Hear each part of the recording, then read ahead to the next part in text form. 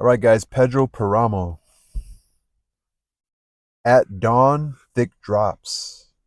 At dawn, comma, thick drops.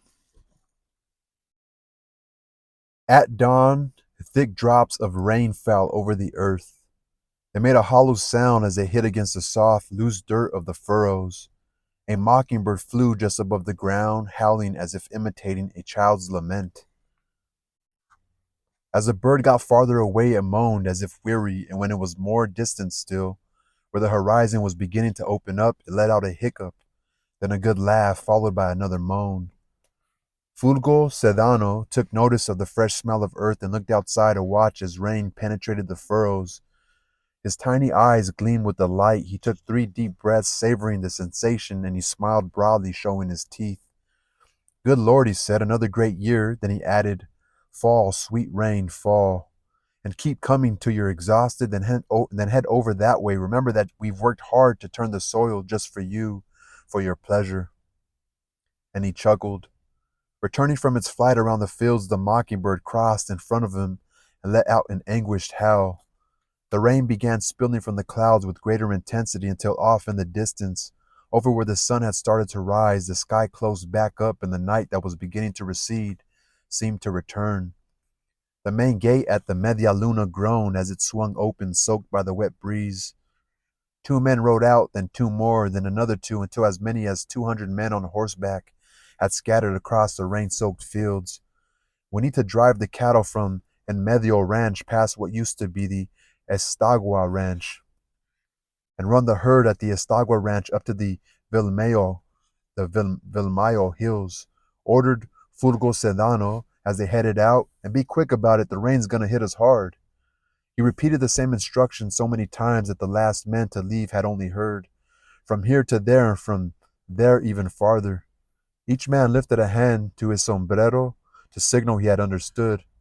The last one had barely left when Miguel Paramo appeared at full gallop and without slowing, swung down from his horse, almost landing on top of Fulgo, letting his mount make its own way back to the stable. Where are you coming from this time of day, young man? I've been out milking. Milking who? Can't you guess? Must be Dorotea, la curaca. Round here, she's the only one who likes babies. You're an idiot, Fulgo, but that's not your fault. And without removing his spurs, he took off in search of someone to get him some breakfast. In the kitchen, Damiana Cisneros asked him the same question. Where you been, Miguel? Out and about, checking in on your mother? No need to get mad. Forget I asked. How should I cook your eggs? However turns you on. I wasn't being vulgar, Miguel. I know, Damiana. Forget what I said. Hey, do you know a woman named Dorotea? The one they call La Curaca? La Curaca? I do, and if you want to see her, she's right outside. She gets up early every morning and swings by here for some breakfast. She's the only one always walking around with a bundle in her rebozo, cooing to it and telling everyone it's her baby. Something bad must have happened to her back in the day, but since she never talks, no one really knows what it was. She survives on whatever people give her. Damn that old man Furgo. I'm going to teach him a lesson that'll make his head spin. But then he wondered if that woman might not prove useful, and without hesitation he went to the back door of the kitchen and called to Dorotea. Come here, I've got a proposition for you, he told her. Who knows what type of deal he might have offered her. The only thing certain is that when he came back inside, he was rubbing his hands together. Bring on those eggs, he shouted to Damiana, adding, from now on, you let that woman eat whatever I'm having, even if it kills your stingy self to do so. Meanwhile, Furgo Sedano headed out to the granary to check the level of the corn. He was worried about how much was being used since the harvest was still some way off. In fact, they had just barely finished planting. I need to see if this will last us. Then he added, that boy, just like his old man, but he's starting off too soon. At this rate, I can't imagine he's going to survive.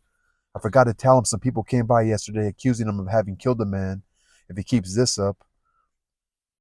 So he's talking about Miguel, or Miguel.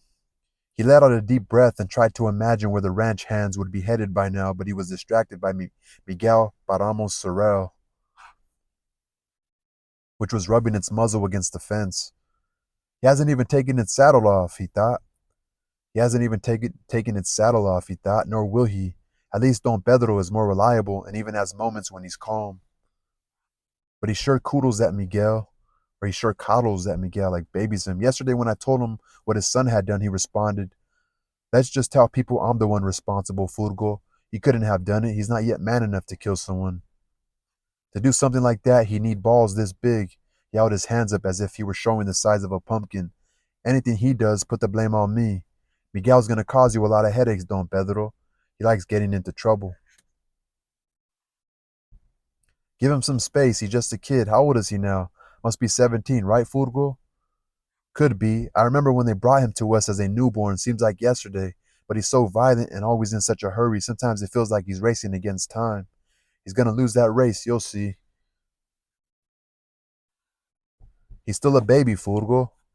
"Whatever you say, Don Pedro, but the woman who came by yesterday sobbing, claiming that son of yours killed her husband, was beyond hysterical.